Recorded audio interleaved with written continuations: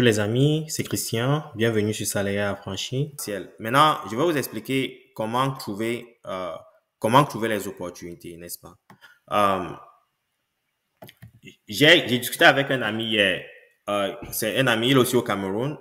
Il m'a envoyé un screenshot euh, des crypto-monnaies. Il m'a envoyé, il y avait les Shibo. Je vais l'ouvrir là, un instant. Shiba Inu. Oui, Shiba, oui, merci. Oui, je vais vous donner un peu le nom de ces cryptos-là. Vous allez vous-même J'ai même voir. failli t'écrire hier pour demander ton point. Moi aussi, Christian, j'ai entendu parler de Shiba Inu. En tout cas, c'est sûr qu'il y a beaucoup de mousse là-dessus.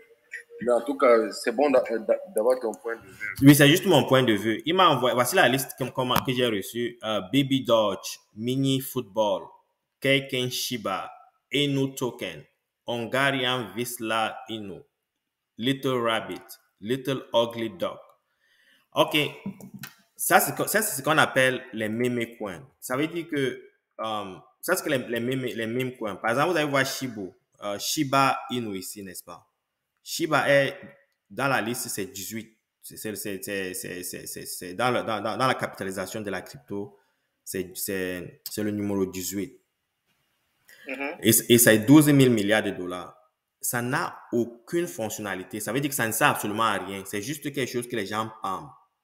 Et vous allez constater qu'il y a quelqu'un dans le monde qui a peut-être 20 à 40% de ces Shiba Inu. Qu'est-ce qui va se passer quand il va DOM, ça, qu'on appelle DOM? Ça veut dire que s'il veut se débarrasser de ça pour pouvoir avoir peut-être le Bitcoin, c'est ce qui se passe le plus souvent. Les gens se débarrassent de ces monnaies-ci et ils achètent les meilleures monnaies comme le Bitcoin, Ethereum. Le plus souvent, mon approche à l'investissement, c'est quoi? Je suis très conservateur. Ça veut dire que j'aimerais être là demain ou dans 2 ans, 3 ans pour pouvoir continuer à me construire de la richesse. Ça veut dire que pour le faire, il faut que j'ai de l'argent avec moi. Si je me mets à investir dans des trucs comme Dogecoin, ou Dogecoin par exemple, il y a une personne qui a presque la moitié des Dogecoin, une seule personne. S'il décide de vendre tout ça, Dogecoin disparaît. Donc, quand on va investir, oui, quand on veut. Oui, oui, vas-y. Comment tu sais la participation des gens, 50%, 40, 60, dans les titres là? Un instant.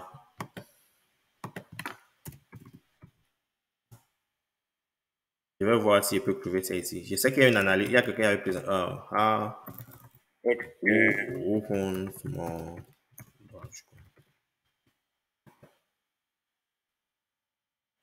Voici l'adresse.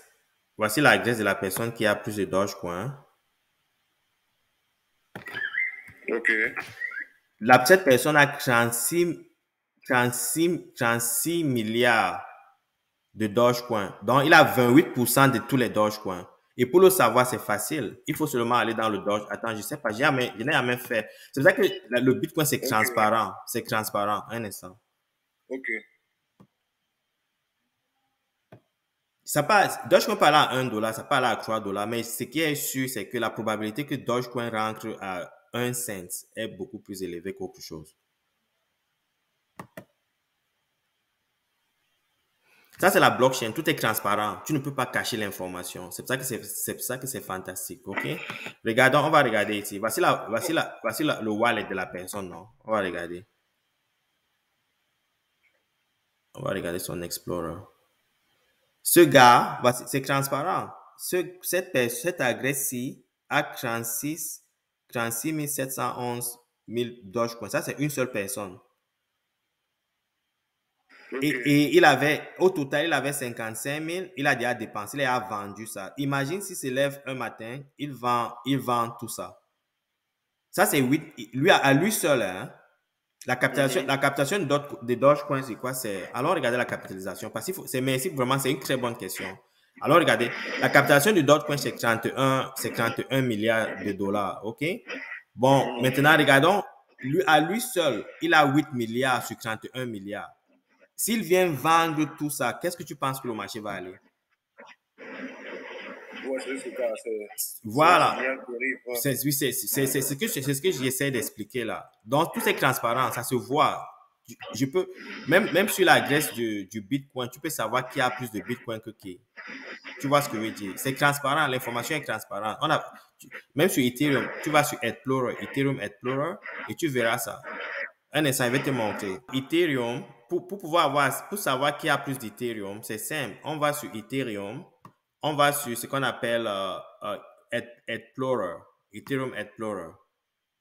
OK? Et là, ça donne les différentes transactions qui se passent sur Ethereum en ce moment. Voici les différentes transactions qui se passent sur Ethereum. Les recent token transactions. Donc, voici les gens qui font des transactions sur Ethereum. Et comme je le disais tout à l'heure, si par exemple je clique cette personne-ci, on peut savoir combien d'Ethereum il a. C'est transparent, tout est transparent. C'est un registre qui est en ligne, OK? Et on peut savoir, ce gars n'a pas beaucoup d'Ethereum. Il a Binance Coin, voici ses coins. Tu vois ce que je veux dire? Il n'a pas beaucoup de choses. C'est quelqu'un qui se débrouille. Donc, voici un peu c'est transparent, tout est transparent, tout se voit dans la blockchain. Tout existe dans la blockchain. OK? Donc, c'est un peu comme ça que ça fonctionne. Donc, je vais rentrer sur l'approche de l'investissement. Moi, mon approche, c'est quoi? Quand je vais investir, je me pose, la première question, c'est, je suis d'abord conservateur. Je me dis que je dois d'abord trouver une monnaie qui va me permettre que je vois qu'il y a du futur. Je vois, et c'est à travers l'adoption. Par exemple, le Bitcoin existe depuis 2008-2009. Et c'est le roi des cryptos. Donc, je sais que il sera là dans 10 ans. À moins qu'un gouvernement, on peut même pas le shot dans la Chine a essayé, les États-Unis ont essayé à un moment, là, on ne peut pas. Ça sera là. Il y a de plus en plus d'adoption. OK? Il y a de plus en plus d'adoption dans le Bitcoin. Même ceux qui n'y croyaient pas, ils croient aujourd'hui. OK? Il y a, même les banques, regarde, je vais vous montrer ça, JP Morgan on Bitcoin.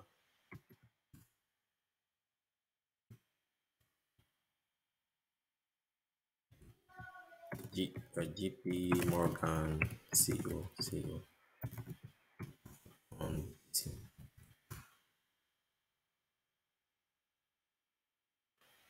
Ce gars a toujours été, contre, il a toujours été contre le Bitcoin, OK? Il a toujours été contre le Bitcoin, le gars de JP Morgan, mais ses clients lui imposent l'achat du Bitcoin. Il y a des gars comme Mr. Wonderful O'Leary, tu le connais, ceux qui sont au Canada doivent le connaître très bien. Il était contre le Bitcoin, mais lui-même, il commence à acheter le Bitcoin. Même ceux qui disent qu'il y a les banques, Citigroup, il y a beaucoup des institutions financières qui commencent à investir dans la blockchain. Il ne parle pas des cryptocurrencies, il parle plus de la blockchain. Tout à l'heure, je vais vous expliquer la différence entre la blockchain et la crypto-monnaie. Il y a une petite nuance entre les deux. Mais j'aimerais me concentrer plus sur la technologie. Parce que si on comprend la technologie, on comprend pourquoi on investit sur quelque chose. Je vais prendre un exemple. Ethereum, Cardano ou Solana. S'il te plaît, prof. Oui. Oui. S'il te plaît, tout à l'heure, tu disais, si je veux investir, tu as dit, la première étape, trouver une monnaie qui a l'avenir à travers l'adoption. Oui. La deuxième étape. La deuxième étape, il faut comprendre. La première étape pour moi, c'est d'abord comprendre. Quand je vais investir, OK, merci pour cette question. Je vais structurer ça très bien. La première chose pour investir, il faut comprendre l'équipe qui est derrière ça. L'équipe, qui sont ceux qui investissent derrière ça. Par exemple, il y a ces sites-là, Messari. Je vais vous envoyer tout ça. Voici un site qu'on appelle Messari, n'est-ce pas? Oui. Messari. Et sur Messari, ce que moi je fais, je vais trouver les plus grands gestionnaires de fonds de la crypto-monnaie dans le monde. Par exemple, il y a Coinbase Venture Portfolio, il y a Pantera Capital. Ce sont des gens il y a Alameda Research. Donc, je trouve ces laboratoires qui investissent dans la crypto-monnaie. Par exemple, je vais prendre Alameda Research. Ce groupe-ci, voici leur portfolio. Voici tout ce qu'ils achètent comme crypto-monnaie. Donc, ces gars ont des fonds où ils ont des analystes, des ingénieurs, des spécialistes du marché qui vont identifier certains projets et ils disent que non, ces projets ont de l'avenir. Donc, ils mettent de l'argent pour faire de la recherche. Donc, j'investis par rapport à je trouve d'abord qui investit derrière ces projets. Donc, quand je vois ces gens-ci, je les suis. Par exemple, ils ont investi sur des projets comme Lina, tous ces projets-ci. Mais comme il y a certains projets qui sont déjà trop chers, par exemple, Bitcoin, un Bitcoin, c'est 61 000 dollars américains. Je pense environ, c'est combien? C'est environ 30 millions, n'est-ce pas? C'est 30 millions si j'ai bon. 30 millions de francs CFA. Je vois mal un Camerounais acheter un Bitcoin, n'est-ce pas? Donc, parce que c'est trop cher, un Africain acheter un Bitcoin, parce que c'est excessivement cher. Même un Canadien, hein, sorti, c'est environ 72 000 dollars canadiens. Sorti 72 000 dollars canadiens, très peu de personnes peuvent le faire. Donc, comme on a raté ces crains-ci, il faut aller trouver un bon crain qui n'est pas Shiba Inu ou bien Dogecoin. Donc, ce qu'on peut faire, et il faut être patient. Donc, quand on achète, il faut comprendre, il faut être patient pendant 1, 2, 3 ans pour laisser aux gars de faire leur développement. Donc, je viens trouver peut-être une monnaie comme Lina. La capitalisation de Lina, je prends peut-être un projet comme Edget. Je sais que Alameda Research a investi sur ces gars-ci. Et la capitalisation, c'est seulement 5 millions. C'est seulement 5 millions. Et le prix, c'est seulement 2,89 $. Je me demande pourquoi une grande compagnie de research comme ça peut investir dans un projet comme celui-ci. Ça veut dire qu'il y a quelque chose derrière ça. Donc, c'est là que j'ai investi. Donc, la première chose, c'est que je trouve l'équipe qui investit derrière le projet. J'essaie de comprendre l'équipe qui est derrière le projet, les gens qui développent ce projet-là. Donc, je vais dans leur site web, j'essaie de comprendre qui est derrière le projet, qu'est-ce qu'ils font, qu'est-ce qu'ils essayent, quelle solution ils essayent d'apporter, quel problème ils essayent de résoudre. Quel problème ils essayent de résoudre, ok? Donc, voici un peu l'équipe. Malcolm Larider. Donc, on me dit, je lis un peu son background. J'essaie de comprendre, est-ce qu'il a l'expérience dans la banque? Et c'est un software ingénieur à Accenture. Donc, j'ai travaillé avec Accenture. Je sais que c'est une grande compagnie. Je sais que ils ont des talents. Donc, c'est un peu ça, voici ma recherche. J'essaie de comprendre l'équipe. Voilà la chose que j'ai fait. J'essaie de comprendre le problème qu'ils essaient de résoudre. Pour comprendre le problème qu'ils essaient de résoudre, je vais dans leur white paper. Il y a leur white paper ici. J'ouvre leur white paper. Et je lis leur white paper pour comprendre qu'est-ce qu'ils essaient de résoudre. Quel problème ils essaient de résoudre. OK? Et j'essaie aussi de comprendre leur tokenisation, leur système de crypto. Combien de pourcents ils retiennent pour eux et combien de pourcents ils donnent à la communauté? Des trucs comme ça. Donc, c'est ces analyses-là que tu fais pour pouvoir trouver quel investissement, dans quel crypto-monnaie il faut investir. J'ai répondu à ta question? Oui, c'est assez clair. Bon, sauf que dans le contexte du Cameroun maintenant, où, tu sais, ici quelqu'un peut bien écrire sur le net qu'il a investi dans les bitcoins, qu'il a de l'expérience alors qu'il n'en a pas. Donc, comment connaître que les personnes que tu cites là, je pense que c'est parce que tu es familier à ce milieu. Nous autres qui sommes novices, comment connaître les véritables personnes, comment connaître que telle équipe est la bonne? C'est facile. Je vais, par exemple, OK, j'ai pris l'exemple un instant. Ça demande un peu de recherche. Je vais vous montrer un exemple. Un peu Malcolm Larider, n'est-ce pas? Oui. OK, allons le chercher.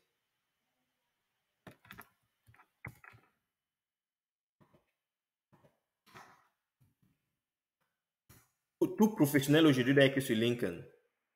Daniel, si tu n'es pas sur LinkedIn, tu dois aller sur LinkedIn. Me voici par exemple. Quand quelqu'un veut me donner un contrat, il va me trouver sur LinkedIn. Me voici Christian Wunga, fondateur de Gemi Digital, ma compagnie. Je suis consultant à Munich Re. Et ce qui se passe, c'est qu'il y a de la transparence. Si je vais dire ça, les gens qui travaillent à Munich Re vont dire que je ne travaille pas là-bas. Vous comprenez un peu? Donc, ça porte la transparence. Maintenant, pour trouver ce gars dont je parle, je vais le Google. Malcolm Larider. Malcolm Larider.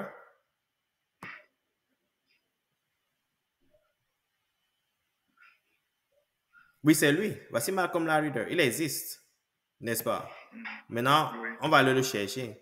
On va comprendre ce qu'il fait. Il a travaillé à Accenture. Vous avez vu, il a dit qu'il a travaillé à Accenture. Il a vraiment travaillé à Accenture.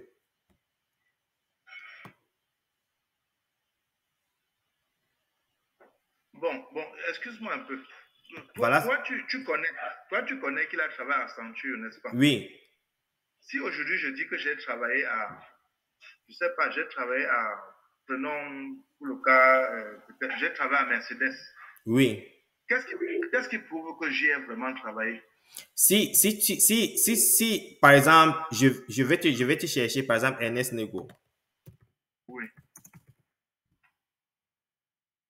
Dr. Ernest Nego. Je vois University Lecturer chez University of Buea, n'est-ce pas? Oui. Donc, je vais faire view full profile. Je vois bien que tu es Dr. Ernest Nego. Je vais par exemple, si tu n'as pas travaillé, si tu peux mettre University Lecturer, University of Buea, il y a quelqu'un qui a travaillé à Buea, qui va dire que tu ne travailles pas là-bas. Ok. Tu vois ce que je veux dire? Oui. Oui, parce que tu as des connexions qui confirment que on va voir tes connexions, on va voir par exemple les gens avec qui tu es connecté. Parce qu'un investissement, c'est quand tu investis quelque chose, ça veut dire que tu as la volonté de perdre cet argent-là pour que ça ne t'impacte pas. Tu vois ce que je veux dire, non? Donc, quand tu investis, il faut comprendre pourquoi tu investis, dans quoi tu investis. Donc, il faut vraiment faire de la recherche. C'est ce que nous, les Africains, on ne prend pas le temps pour faire. Ici, par exemple, il y a des structures qui font ces recherches-là où tu leur donnes de l'argent, mais ces entreprises ici à qui tu donnes de l'argent pour investir pour toi, il y a une assurance. Donc, le gouvernement leur donne un titre et ils doivent suivre certaines réglementations pour opérer. De telle sorte que quand j'investis, par exemple, dans une compagnie d'investissement ici, si cette structure va en faillite, le gouvernement va me rembourser. Je suis protégé parce qu'il y a une assurance autour de ça. Mais en Afrique, ce n'est pas le cas. Il y a des gens qui collectent de l'argent qui n'ont pas d'agrément. Et c'est un peu le cas de Lily Bignan. L'idée est bonne, hein? La conception est bonne. Je suis même admiratif du gars, pour être honnête. Mais c'est... Non, je t'ai dit, c'est même un modèle pour moi, pour être honnête. Mais le truc, c'est que il faut qu'il respecte la réglementation. Parce que tu ne peux pas collecter les sous de la population sans pouvoir suivre une certaine réglementation. C'est ton domaine, professeur. C'est ton domaine. Oui, la Bitcoin est même interdite au Cameroun. Il ne peut pas... comment, explique-moi comment. Ils interdisent comment, ça veut dire quoi? Je veux dire que ce n'est pas une activité légale. Comment? Il y a eu des scandales. J'oublie seulement le nom de quelques demande à Daniel, il va te citer ça. Daniel m'a sorti une liste l'autre jour. Moi, je suis tombé des murs, gars. Il y a Off. Il y a Make It. Il y a eu Make It. Oui. Il y a eu Mida. Il y a eu All Life. Voilà. Donc, il y a tellement de structures. Il y a Shimol. Oui. Il y a eu Sariou. Donc, il y a tellement de structures. Il y a eu 11 fois N. Pour moi, j'ai perdu 700 000 là-bas. Wow! Il y a une autre à Yaoundé où on a perdu un peu plus de 3 millions dans l'eau qu'on a perdu. Donc, c'est des risques qu'on a pris. Oui. Et effectivement, je suis d'accord que c'est le manque d'éducation. Actuellement, on est au Cameroun, le CRIFAT qui fait dans l'agriculture. Aujourd'hui aussi, qui a des problèmes. Si le grand prof sur ces informations, depuis un moment de temps, même on parle du CRIFAT. Oui, j'ai entendu parler de l'agriculture. Oui. Ouais, là-bas, on a énormément d'argent là-bas que les gens ont mis. Moi, j'ai plein de collègues qui ont mis des dizaines, des trentaines de millions là-bas. Aujourd'hui, personne n'est sûr d'avoir l'argent ou pas. Justement, et comment ça se passe, Daniel? C'est pour ça que je pense peut-être pour compléter l'information de Daniel. Oui. Dans la suite de ce scandale, toutes ces organisations ont été suspendues par le ministre des Finances. Oui. Oui. Effectivement. Donc, ce qui fait que dans ceux qui s'engagent encore dans ces organisations, c'est à leur risque et péril. Oui. Oui. Oui. Donc, voilà un peu. Oui, ça c'est le. Quand tu disais, le Bitcoin n'est pas interdit au Cameroun. C'est les activités autour du Bitcoin qui sont interdites. Ça veut dire que on ne peut pas interdire le Bitcoin parce que c'est un open source, c'est en ligne. Je peux être dans ma maison, tu peux être chez toi, là, tu fais les transactions, le gouvernement ne sait pas. Tu vois ce que je veux dire, non? Ce qui est interdit, c'est que, une structure s'élève et elle vient créer une entreprise, prend de l'argent de la population et se met à investir. C'est ça qui est interdit. Exactement. Tout à fait. C'est ça qui est interdit. Et c'est un peu le cas de je pense que, allons un peu à l'aide Consumaf. C'est Consumaf, hein? Oui. C-O-N. C-O-S-U-M-A-F. Ok.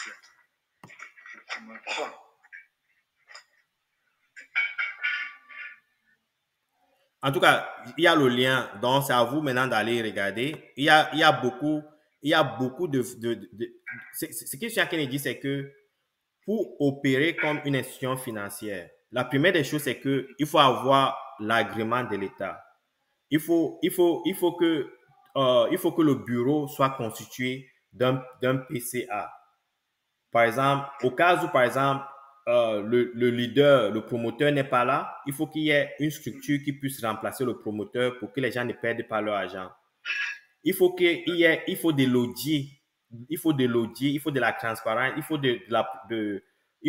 faut que l'entreprise produise des états financiers tous les ans pour expliquer quelles sont les entrées, quelles sont les sorties, la situation financière de la compagnie. Avec ces entreprises-là, on n'a pas ces informations-là. C'est ça qui crée le risque autour de ça. C'est ça que la population camerounaise ne comprend pas. Daniel me dit là me touche profondément parce que c'est le manque d'informations qui amène les gens à perdre de l'argent. Tu ne peux pas te donner ton argent à un individu sans comprendre sans comprendre l'organigramme de l'entreprise, la structure de l'entreprise. Si la personne a un accident aujourd'hui, la personne est impotente, qui va s'occuper de la gestion de l'entreprise? On n'investit pas sur un individu, on investit dans une institution. C'est ça qu'il faut amener les gens à comprendre. Les Camerounais ont la bouche sucrée. Comment ça? Quand quelqu'un te parle de comment tu vas gagner, je t'assure, si ce n'est pas que Dieu est sur toi, si tu as n'importe quelle somme sur toi, tu sors. Hein. Ces gens sont tellement convaincants et tellement bien organisés, donc c'est pas évident quand même. Non, c'est pour ça qu'il appelle, il faut avoir une éducation financière. Même moi en face de n'importe quel vendeur de rêves, il ne peut pas me convaincre parce que les premières questions qu'il va te poser, c'est comme j'étais structuré là. Oui. Qui est derrière la compagnie? Quel est l'objectif de la compagnie? Quel est l'organigramme de la compagnie? Est-ce que la compagnie a de l'agrément? Est-ce qu'il y a de l'assurance? Et vois un peu ce qui se passe. Je te donne des bonnes questions là. Donc, qui est derrière la compagnie? Oui. Quel est l'organigramme? Oui. Quel est l'organigramme? Comment le bureau est constitué? Est-ce que on a par exemple un PCA? Est-ce qu'on a un board of directors? Un board of directors, je ne sais pas comment on dit ça en français. Est-ce qu'il y a des gens qui sont là pour... Oui, voilà, un conseil d'administration pour s'assurer que la compagnie fonctionne comme elle a dit. Et le conseil d'administration est constitué de personnes externes à la compagnie. Tu sais ça, n'est-ce pas? Donc, ce sont des personnes, des individus qui sont dans d'autres compagnies, qui n'ont aucun intérêt dans la compagnie, qui viennent observer comment la compagnie fonctionne et apporte des alertes pour protéger l'investisseur. Donc, c'est ça que quand on investit quelque part, on doit comprendre. Okay. Oui, il faut se poser ces questions-là. C'est ce qu'on appelle l'éducation financière. OK? D'accord. Oui. Regarde ce que l'île Mignal dit. Hein. Suis un peu. Je prends un exemple. Hein. Ce n'est pas que j'ai quelque chose personnellement contre la compagnie. J'espère seulement qu'ils se mettent à l'ordre et qu'ils protègent les investisseurs. Ce n'est pas le cas aujourd'hui. Regarde ce qui est dans le term and condition.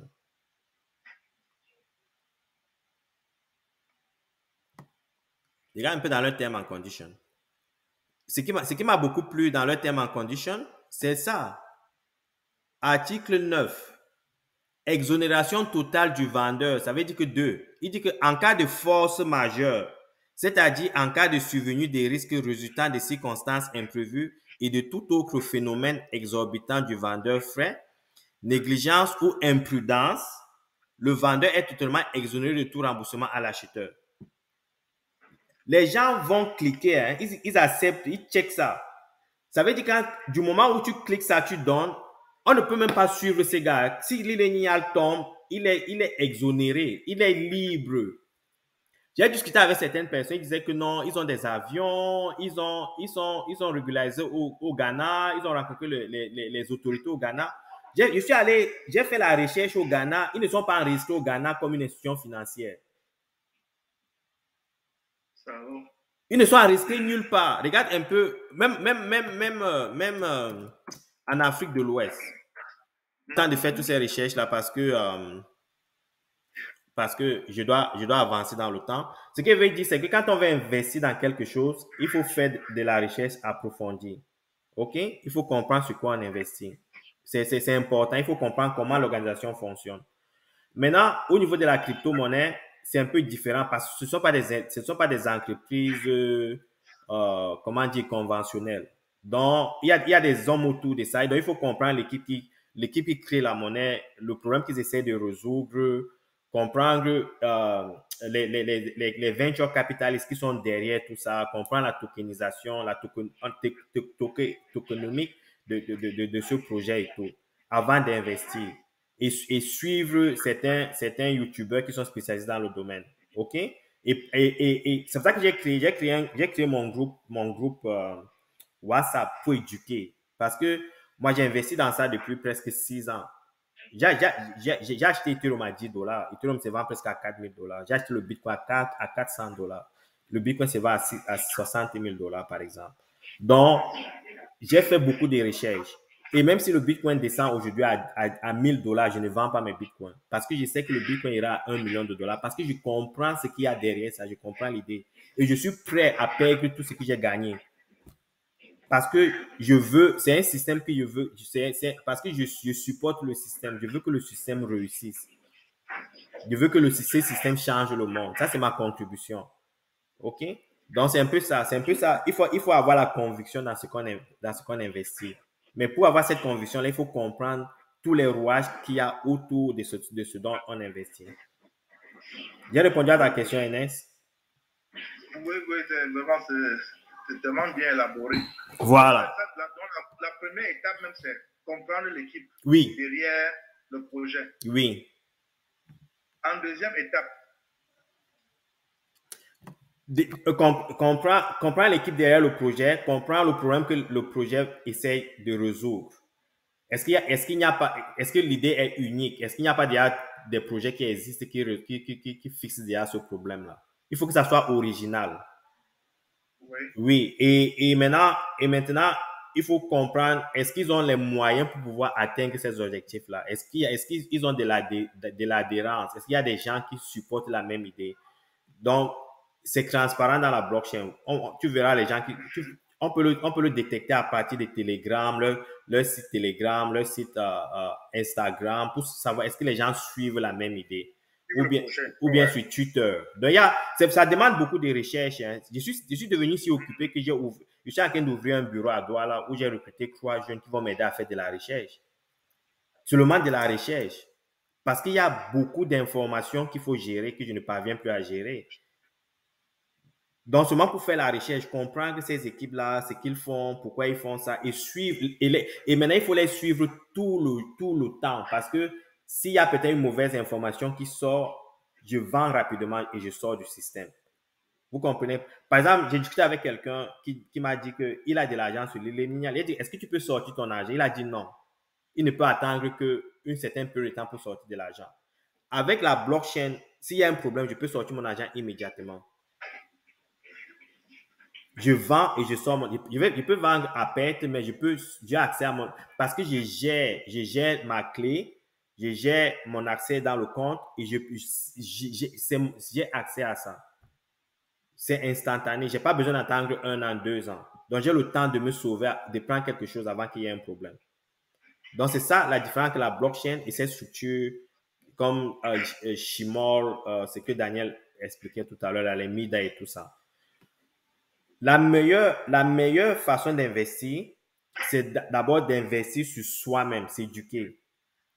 Il faut s'éduquer. C'est pour ça que j'ai cette petite vidéo. C'est vrai. Oui. Il faut d'abord s'éduquer. C'est ça mon objectif. Je le fais gratuitement. Ce que je fais là, il faut d'abord s'éduquer. Après s'être éduqué, il faut maintenant faire de la recherche.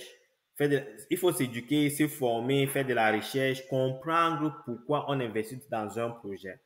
L'idée peut être bonne, il faut comprendre maintenant l'organigramme, la structure de l'entreprise.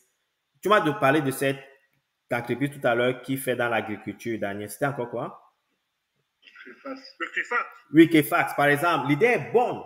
Fédérer peut-être des investisseurs dans le domaine de l'agriculture. Maintenant, la question, c'est que, bon, l'idée est super. Elle est même originale.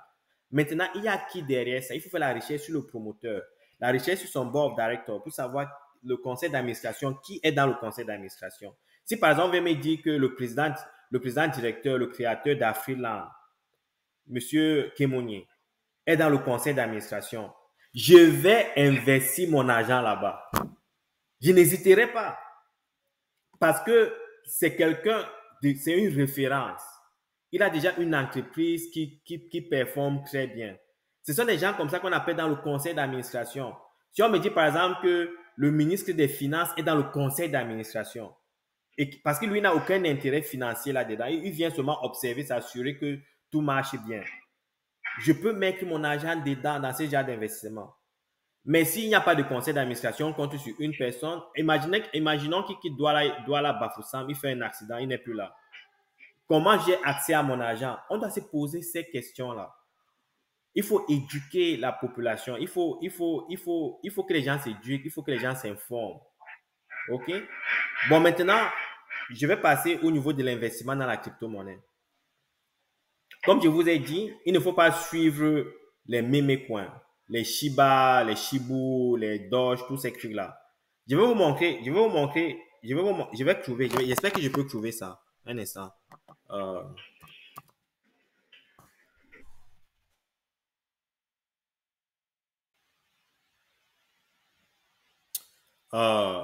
Crypto market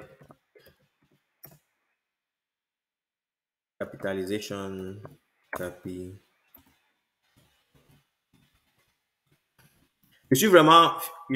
Daniel, je suis vraiment fier de toi parce que je vois que tu as investi, tu as perdu de l'argent, mais tu es à la recherche de la connaissance, tu es à la recherche de l'information, tu veux t'informer, t'éduquer pour pouvoir faire les meilleurs investissements. Moi de même, j'ai perdu de l'argent dans certains investissements.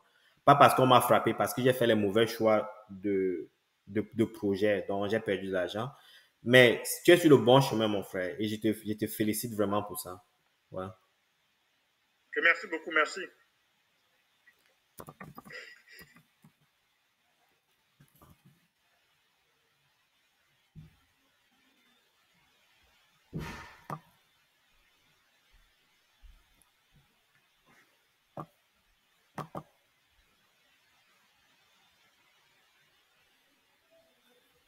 Bon, en 2013, n'est-ce pas? Regardez un peu en 2013. Voici les crypto-monnaies qui existaient en 2013. Il y avait le Bitcoin. Ça existe toujours aujourd'hui. Il y avait le Litecoin. Il y avait XRP. Ces monnaies ci existent, mais par exemple, le Litecoin n'est plus dans le top 10, par exemple, aujourd'hui. OK? Il y avait les P-Coins. Il y avait les P-Coins, Namecoin, Quark, Nemega. Tous ces trucs ont disparu. Toutes ces histoires ont disparu. Ça n'existe plus. On est en 2015. OK? Nous sommes en 2015. Il y a les WorldCoin, les FreeCoin, les NovaCoin, tous ces... Et aujourd'hui, à la capitalisation d'aujourd'hui, là, quand vous voyez la capitalisation des marchés aujourd'hui, c'est la même chose. Il y a le Bitcoin, il y a Ethereum, il y a beaucoup de ces cryptos qui vont disparaître. Donc, Daniel, si tu vas m'acheter, par exemple, quelque chose comme Shibu. Si tu achètes Shibu, il faut te dire seulement que j'achète, ça monte, je vends et je sors de là. Mais ne garde pas ça pour 2-3 ans parce que ça va disparaître. La probabilité que ça disparaisse est grande. C'est pour ça qu'il faut avoir cette conception de penser au futur, à l'avenir. Donc, il faut investir dans les bonnes crypto-monnaies. Donc, il faut mettre, du moins, si tu as par exemple 100 000 francs CFA, je suggère que tu mettes peut-être, que tu mettes peut-être 50% dans des monnaies sûres et tu prends 50% des 50 000 là, tu essaies de mettre dans des monnaies où tu veux prendre un peu des risques, sachant que même si tu paies ça, tu ne paies pas la totalité de ton portfolio. Voilà. J'ai une question, Christian. Oui. Lorsque, par exemple, tu fais la recherche, comme tu as dit, par exemple, dans Messari, là, tu suis les gros fonds d'investissement qui investissent dans les cryptos, là. Oui. Est-ce que tu peux, comment dire, est-ce qu'il y a une petite,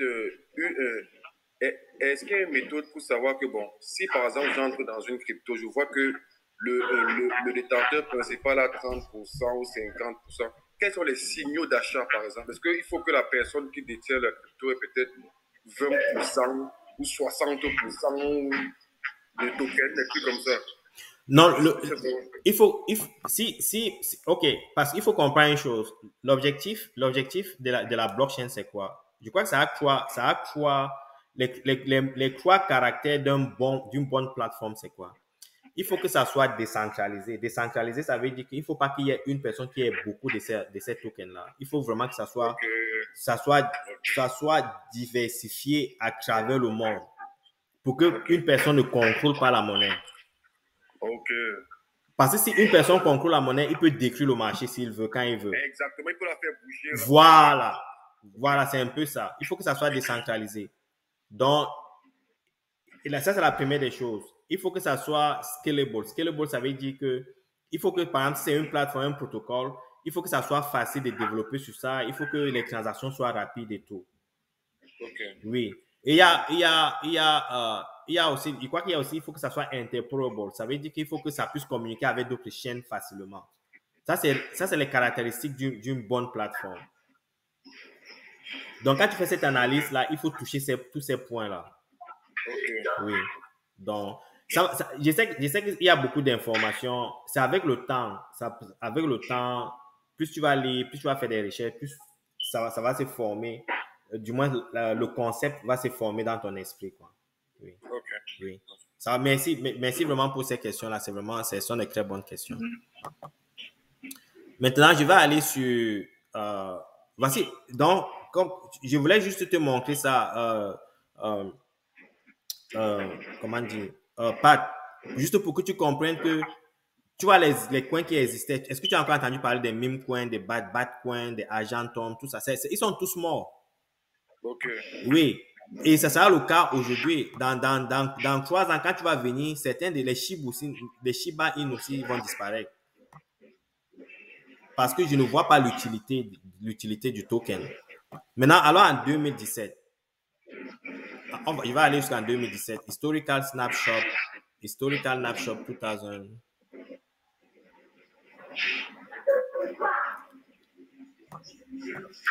Crypto market capitalization 2017. Il va me donner l'historical snapshot.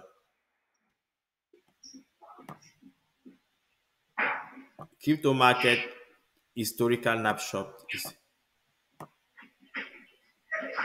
Historical snapshot. Bon, historical snapshot. Il y a le Bitcoin, il y a Ethereum, il y a Bitcoin Cash. Vous voyez un peu que l'ordre a changé aujourd'hui. Ce n'est plus la même chose. Donc, voici l'ordre aujourd'hui. Donc, chaque année, il y a des meilleurs projets qui viennent et les projets qui ne performent pas disparaissent du groupe. Il y a des projets qui disparaissent. Les scratches qui était 25, je ne sais pas, BitShare est mort. BitShare, c'était un scam. Hein? Il y a beaucoup de ces trucs qui meurent. Donc, avant d'investir, il faut vraiment faire beaucoup de recherches. Il faut vraiment s'éduquer, s'informer. Avant de mettre l'argent quelque part, il ne faut pas, on appelle ça FOMO, Fear of Missing Out. Il ne faut pas être trop excité. Si tu es trop excité pour investir, par exemple, si quelqu'un vient te dire, ou comme le professeur Ernest me disait tout à l'heure, que les gars, leur bouche est sucrée, il vient, il te met du sucre dans la, il te tourne, tu es content. Si tu es très content, va d'abord chez toi là, tu te calmes. Ne prends jamais une décision quand tu es trop excité. Ne prends jamais une décision quand tu es fâché. Ne fais jamais de promesses quand tu es très content. Ne dis pas des choses quand tu es très fâché. Donc il faut aller te calmer, avoir toute ta raison en place avant de prendre cette décision-là. C'est comme ça que dans l'investissement, c'est la même chose. Donc, si quelqu'un vient vous raconter des choses, il faut faire your due diligence. Il faut faire des recherches intenses par rapport à la personne d'abord, par rapport à la compagnie, par rapport au projet, par rapport à la structure de l'entreprise, par rapport à ses expériences passées. Vous allez voir, c'est un peu, comment il peut dire, c'est un peu comme des sorciers. Tu vas chez un sorcier, tu vois dans quoi il habite, mais il te donne des conseils. Hein. Toi qui es mieux aisé que lui, te dit comment toi tu vas vivre. Je comprends pas comment les gens réfléchissent. Je vois les gens aller demander peut-être le conseil au prêtre par rapport à leur relation conjugale. Le prêtre n'a aucune expérience conjugale pour pouvoir expliquer à un homme qui est marié depuis 30 ans comment il doit vivre dans son couple. Ce sont des choses un peu bizarres. Ce sont des conceptions que je ne comprends pas chez nous, les Africains. Il n'y a que la personne qui a l'expérience dans le domaine qui peut t'aider à comprendre. En tout cas, c'est ce que j'ai appris en Occident. C'est ce que j'ai appris. C'est ce que j'apprends ici. Je ne pourrais jamais demander à un prêtre de m'expliquer comment il va vivre dans mon couple. Il n'a jamais vécu dans un couple. Il n'a aucune expérience. Je ne peux pas aller voir quelqu'un qui n'a pas d'expérience dans la médecine pour m'expliquer comment. Quelqu'un qui n'a pas d'expérience dans la médecine pour m'expliquer comment je dois me soigner. Je dois aller voir un docteur qui est expérimenté dans le domaine. La compétence doit avoir sa place dans tout ce qu'on fait. Donc, si quelqu'un vient vous poser des questions, il faut comprendre quel est son historique, quelle est son expérience avant d'investir, que ce soit dans l'investissement, que ce soit dans le plan médical, que ce soit dans le plan conjugal. Chacun a son expertise là-dedans. C'est comme ça que ça fonctionne. Donc, pour éviter ces pièges au niveau des investissements, c'est toujours... Professeur, je pense que ce sont des choses qu'on doit apprendre à nos étudiants au Cameroun parce que ça commence par là, quoi. Donc... Évidemment, oui. Je dois te dire que ce n'est pas facile. Hein. Tu as posé un exemple là que j'ai utilisé dernièrement en classe, que moi, je me demande comment on peut aller demander un conseil matrimonial à un prêtre qui ne s'y connaît pas. Il ne s'y connaît pas. Et je dirais que la meilleure personne qui peut conseiller les gens à ne pas conseiller les enfants afin qu'ils n'aillent pas en prison, c'est des gens qui étaient en prison. Et c'est exactement comme ça que ça se passe aux États-Unis. On prend les prisonniers américains, on les amène dans des centres de jeunesse où des enfants sont délinquants. C'est eux qui leur disent de ne jamais faire cette erreur si voici ce que vous allez expérimenter. C'est exactement ce que Jean Kennedy dit ici. Oui. Donc, ce que tu dis là, c'est ce que nous posons ici. Mais je t'assure, tu as parlé de la formation, de l'éducation. La jeunesse camerounaise a besoin de beaucoup d'éducation. Parce que nous avons des cas ici, des enfants qui manquent le contrôle continu. Et quand tu lui demandes, il dit qu'il était à la croisade. Dans la croisade de l'église. Donc, le mal est profond. Oui, mais on ne doit pas abandonner, n'est-ce pas? Par exemple, si tu touches 1, 2, 3 enfants, tu as changé la vie d'un enfant, quoi. On n'a pas besoin de changer la vie de la masse. Si on touche 1 personne, 2 personnes, par exemple, quand je vois Daniel, il y a des gens qui suivent ma formation, qui est gratuite, hein, comme je l'ai dit, elle est gratuite. Donc, j'apporte l'éducation. ça me permet au moins de savoir que je suis en train de changer la vie d'une famille, par exemple. J'ai pas besoin de changer la vie de tout le monde. Ça, c'est pas mon rôle. Si on peut toucher 1, 2, 3 personnes, c'est l'essentiel, quoi. Donc, ce n'est pas un show, ce n'est pas le genre de Steve Farr où il faut les followers, tout ça. Les gens sont, ce n'est pas l'entertainment, c'est l'éducation vraiment financière. Il faut vraiment aider les gens à comprendre dans quoi on investit. Merci de votre attention et surtout n'oubliez pas de vous abonner et partager le lien.